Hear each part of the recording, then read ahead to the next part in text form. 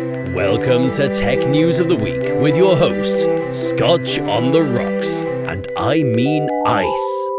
Welcome to Tchotchke's Never Ever Wander.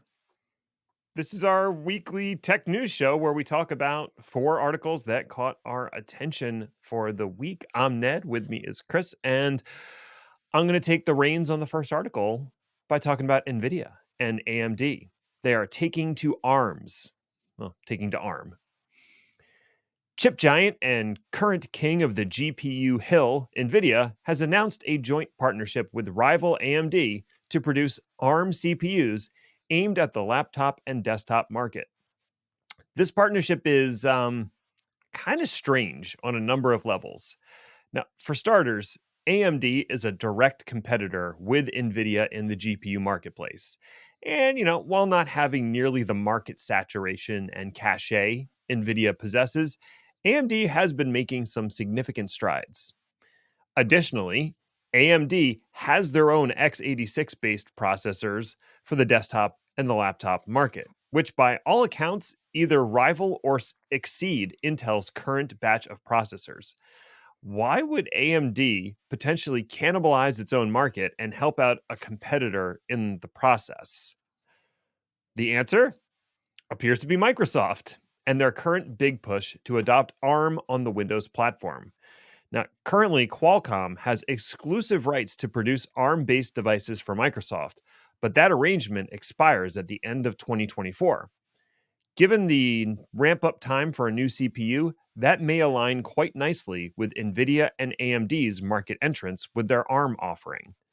After news of this partnership was announced, Intel stock dropped by 3%. So, while I'm not entirely sure who the winners are going to be in this ARM race, I think we all know who's losing their leg up on the competition. I'm sorry. I'll stop now. I didn't name it ARM, Chris. It's not my fault. Unusual job openings alert. Old tech in museums is breaking down, and not the tech you're thinking of. So in the middle of this year, the Museum of Modern Art held a special exhibit of digital art called Signals. This showcased modern, and by modern I mean approximately the past 60 years, responses to technology and the world, I guess. MoMA's far, I didn't go.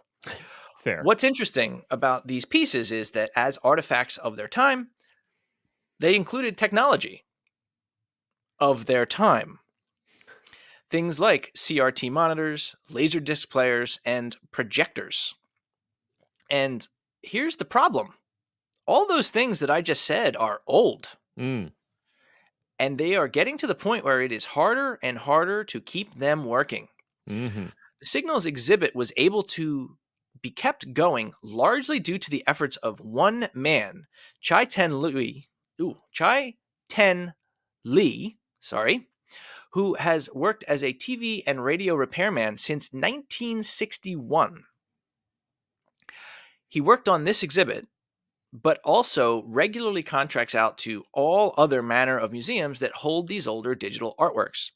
He is also, unsurprisingly, considering his career started in 1961, on the verge of retiring himself. So it stands to reason that museums would like these digital artworks to, work. So the question is, do you have what it takes to replace Chai-Ten? If so, fax your nearest museum a mimeograph of your resume today. This really sounds like my retirement plan. Like, just forget all this new bullshit. I'm going to go fix fax machines and dial-up modems and Atari systems or something for a museum for the last 10 years of my life or something. You just want to go back to huffing neon. It's delicious and nutritious. Patching across the universe. Spacecrafts Voyager 1 and 2 were both launched in 1977. As was I. And just like me, they have been hurtling through the void for the last 46 years. While our original programming was okay, we have both needed constant adjustments and patches to stay in prime operating condition. Now, unlike me, Voyager 1 and 2 did not stay tied to this celestial paradise we call Earth, and instead flung themselves out of the solar system entirely, with Voyager 1 reaching 15 billion miles from the Sun and its compatriot at a slightly less 12.5 billion miles. At those distances, light takes 22.5 and 18.7 hours, respectively, to reach the probes from our tiny blue dot, transmitting data at a staggering 160 bits per second. Both probes, like yours truly, are starting to show their age with degraded systems and garbled data.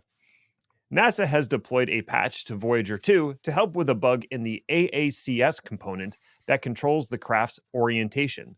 They are now waiting with bated breath to see if the patch fixes the issues or overwrites essential code, causing a failure and loss of communication.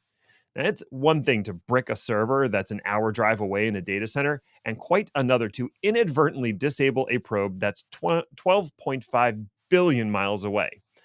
For that reason, NASA has chosen to forego the patch on Voyager 1 since they consider the data it's sending back more valuable.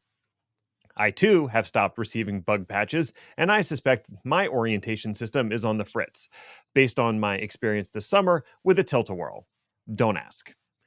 Is my data as precious as Voyager 1? That's for history to decide.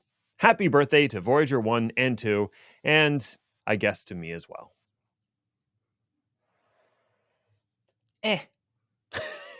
Thanks, buddy. Elon's plan of charging $1 per year for Twitter to defeat bots is guaranteed to fail. Just like every other idea. So, our good buddy Elon has a pretend plan to solve the problem he pretends he wants to fix on his pretend serious communication platform, Twitter. He's going to charge people a nominal fee of $1 per year to post. This, he claims, will tie accounts to people via their credit card information and make it harder to be a bot on Twitter. This is idiotic for a number of reasons. First, people are neither tied to a real name on Twitter nor restricted from having more than one Twitter account. Second, as the link shared in the show notes will clearly show, plenty of bots already exist that are blue checks, which, as you might remember, cost $8 a month. Mm-hmm. Finally, the reality is people like Elon need bots on Twitter, because without bots on Twitter, people like Elon wouldn't have followers. Now, you might be thinking that even if this $1 a year thing doesn't eliminate the problem, it'll help, right? I mean, the answer to that actually is probably. But the problem is not going to be truly fixed without, say, data analytics, business intelligence, and heuristics being built into the platform to mute and/or suspend bot accounts. Steps that Elon has categorically resisted based on his farcical definition and understanding of the concept of free speech. Mm-hmm. Stopping bot behavior would go a long way towards quieting the disinformation campaigns coming from the lunatic fringe, and we all know that Elon cannot stomach that idea. What would he retweet if he couldn't retweet absolute garbage? It's a wonderful question. I would love the answer to. I mean, the answer is terrible jokes that aren't funny. Fair. All right, that's it. We're all done. Go away. Bye.